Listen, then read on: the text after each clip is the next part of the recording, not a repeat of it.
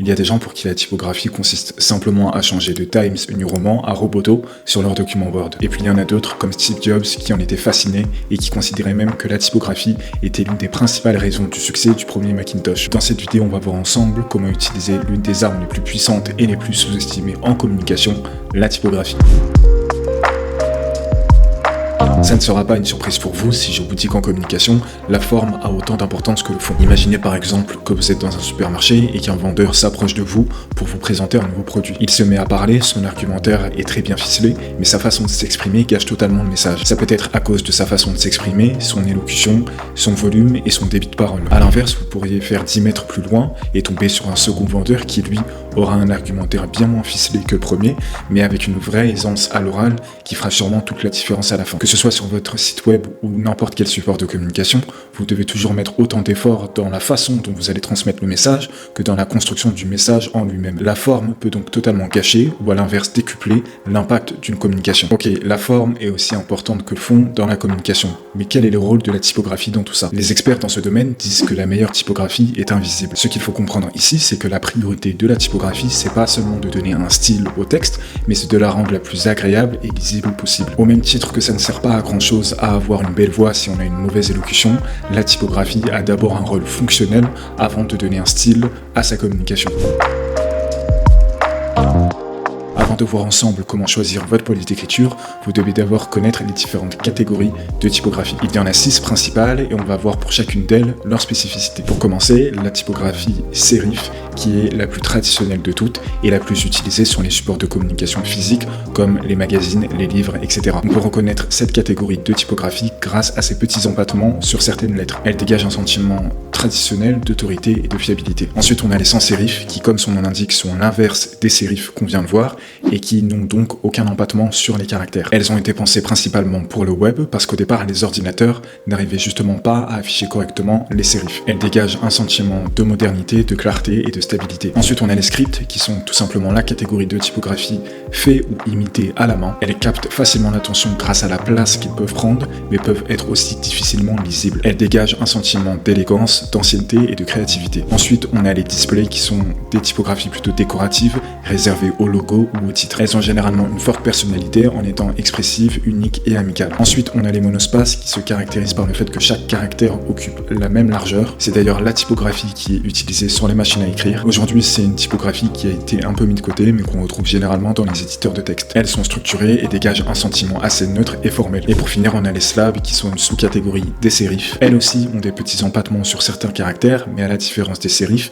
ces empattements sont généralement plus originaux et plus créatifs. Parfois rondes, parfois rectangulaires, ces empattements permettent d'apporter un peu plus de modernité par rapport aux sérifs classiques. Elles dégagent un sentiment d'équilibre, de solidité et de simplicité.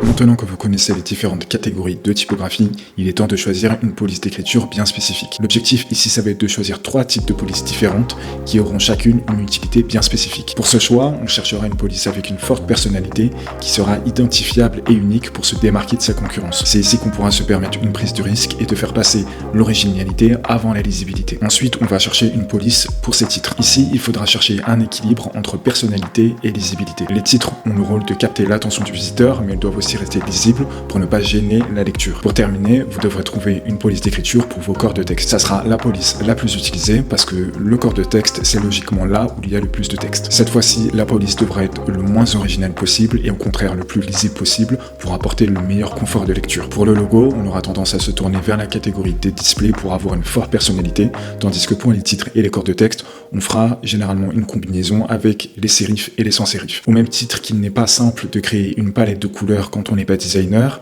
créer une combinaison de polices n'est pas aussi simple qu'on pourrait le croire. Il suffit pas de mélanger 2 belles polices ensemble pour avoir un résultat qui fonctionne.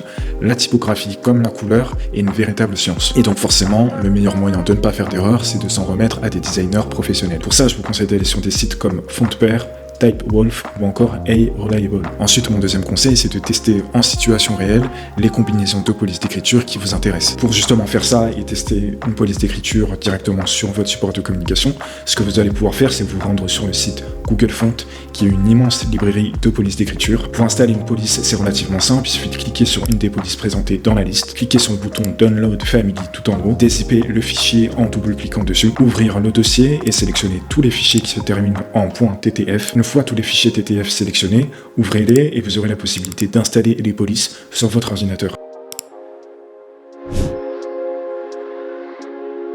Comme on l'a vu un peu plus tôt, la lisibilité est un élément fondamental en typographie. Faire le bon choix de police d'écriture est un bon début, mais ça ne garantit pas une bonne utilisation. Vous pouvez donc choisir une bonne combinaison de police, mais mal l'utiliser et donc gâcher sa lisibilité. Donc l'objectif ici, c'est de mettre vos polices d'écriture dans les meilleures conditions possibles pour rendre le confort de lecture le plus agréable et le plus lisible possible. Pour commencer, rien de surprenant si je vous dis qu'un texte trop petit sera difficile à lire. Sauf qu'à l'inverse, un texte trop grand ne sera pas non plus agréable à la lecture. La question qui complique un peu les choses, c'est comment savoir si mon texte est trop grand ou trop petit. Quand il est question d'un support physique, comme une affiche ou une carte de visite, il suffit simplement d'adapter la taille de la police en fonction de la surface disponible. Sauf qu'avec Internet, cette question de la taille est devenue un vrai casse-tête. Un site Internet peut être visité de plein de façons différentes, d'un tout petit smartphone à une tablette, en passant par un ordinateur ou un écran de télévision. Pendant très longtemps, on a utilisé l'unité de mesure pixel pour définir la taille des polices d'écriture sur Internet. Sauf qu'aujourd'hui, heureusement, il existe d'autres unités de mesure comme le EM,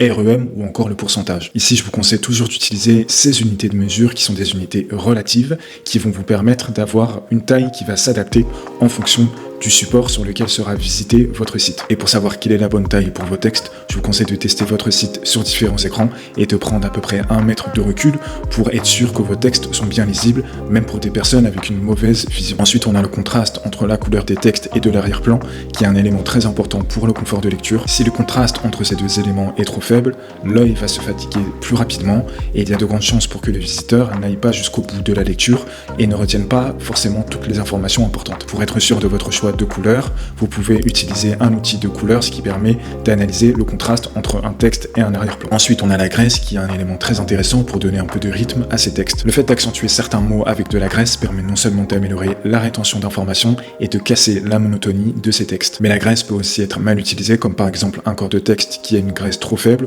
ou alors une différence trop prononcée entre les titres et les corps de texte. Donc privilégiez toujours des polices d'écriture avec plusieurs styles pour jouer avec les graisses et casser la monotonie de vos textes. Sur Internet, on ne lit pas de la même manière que dans un livre ou un magazine. En fait, sur Internet, on scanne le contenu. Du coup, forcément, quand le contenu n'est pas facilement scannable, le visiteur peut très rapidement quitter un site. Ici, l'objectif, ça va être de donner suffisamment d'air aux différents éléments textuels de votre site. Pour finir, la largeur des paragraphes est le dernier élément à prendre en compte. Quand on lit un paragraphe, notre œil fait un mouvement en forme de Z. On suit le tracé de la ligne pour arriver jusqu'au bout, et une fois à la fin, notre œil balaye vers la gauche pour revenir au premier mot de la ligne suivante. Un mouvement automatique qui ne demande évidemment pas d'effort. Mais quand il y a beaucoup de texte, comme c'est le cas ici, l'œil peut rapidement se fatiguer si les mouvements sont trop conséquents. L'œil va perdre un peu d'énergie à chaque fois qu'il devra refaire la diagonale. Et à force, nécessairement, le lecteur finira par se fatiguer et n'arrivera pas forcément à retenir toutes les informations. Faites donc simplement en sorte que vos paragraphes ne prennent pas toute la largeur de la page pour que l'œil ne se fatigue pas trop au moment de lire les différentes lignes. Voilà, maintenant vous comprenez mieux le rôle de la typographie, les différentes catégories et les 3 polices d'écriture à avoir sur votre site web et vos autres supports de communication.